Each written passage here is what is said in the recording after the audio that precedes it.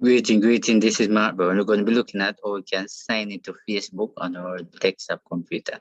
So the first thing that I wanted to do is to put the cursor on it. We're going to right click. We're going to come all the way up to the top and click on the word open. Right, as you can see right up here, show that somebody recently log in. You can also click right here to add an account. Right here, show that you can type in the email address, your password, and then log in.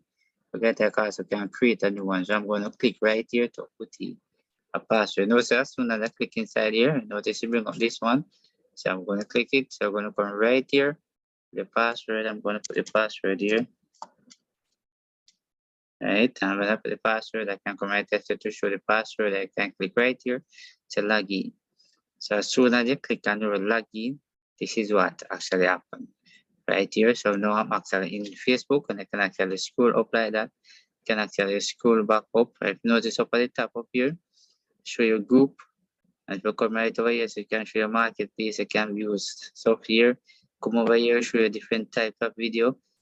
Right up here, you can actually show your person who you can actually add to your contact. And right here, take you back up to home. But if you notice, all of them this over here, show that you can save, you can watch, and all of that. So very important. So this is the way you actually sign into Facebook on your desktop computer. If you want to sign back out of this, the only thing you have to just come all the way over here. You notice there is an account that's got arrow that come down, you find it right here. You notice right here, so give feedback, setting and privacy, help and support. Notice right here, so you're going to click right here and comment right out.